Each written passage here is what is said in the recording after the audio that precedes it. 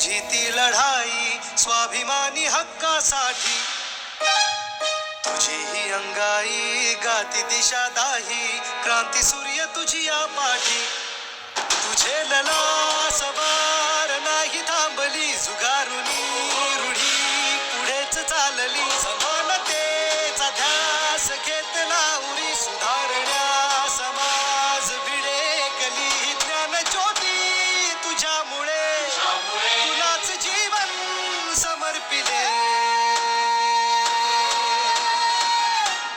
सावित्री आई, बाईने शिकवून करायचंय काय? स्त्रियांना घरात कोंडा, कांदा वाढा आणि पुष्टिकारा म्हणावं. बायकांची लायकी नोकऱ्याच्या आत. सावित्री आई, वंदन माझे हो.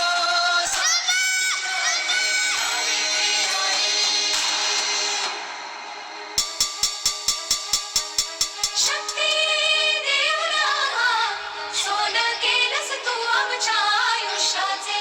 सारी दुनिया कळली तेव्हा पंख आम्हा दिले आई स्वप्नाचे. चंदन होऊन शिजली जगामध्ये गाजवले सावित्रीबाई फुले नावा जगामध्ये गाजवले.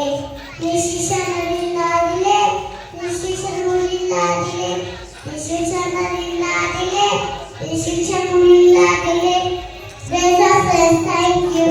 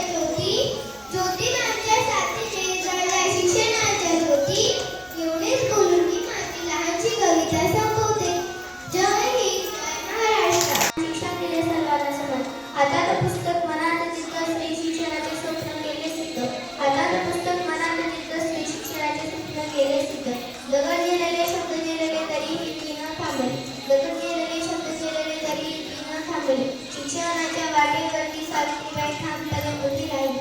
शिक्षणाच्या वाटेवरती सावित्रीबाई ठामपणे उभी राहिली. आई होती ती समाजाची, गुरु होती ती ज्ञानाची. आई होती ती समाजाची, गुरु होती ती ज्ञानाची. क्रांतिज्योती सावित्रीबाई प्रेरणा आहे संपूर्ण जगाची. Today I am going to speak a few words about Savitribai Phule. Savitribai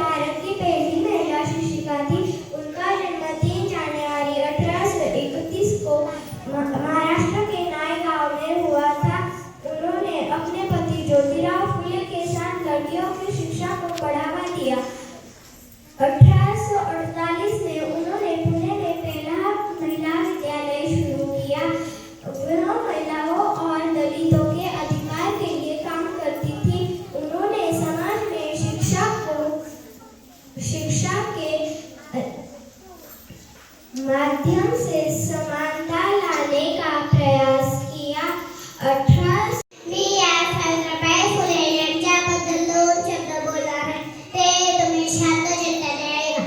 अशी माझे नाव सावित्रीबाई फुले या पहिल्या महिला, भारतातील पहिल्या महिला शिक्षिका होत्या. त्यांचा जन्म 3 नोव्हेंबर 1831 रोजी सातारा जिल्ह्यातील नायगाव गावात झाला. त्यांचा ज्ञानाचा दीप लावला. अंधाधुंद सावरून ज्ञानाचा दीप लावला. सावित्रीच्या लेकींनी आज प्रगतीचा टप्पा गाठला. I am going to speak about Savitribai Phule. Savitribai Phule was the first female teacher and a social reformer of India. She was born on 3rd January 1831 in the village of Naigaon in Satara district of Maharashtra. Savitribai was married to Jyotirao Phule at the age of 9. Savitribai Phule and Jyotirao Phule started first girls school in 1848 at Bhilewada, Pune. पहिली उघडली मुलींची शाळा. तिने जागृत केला समाज सगळा.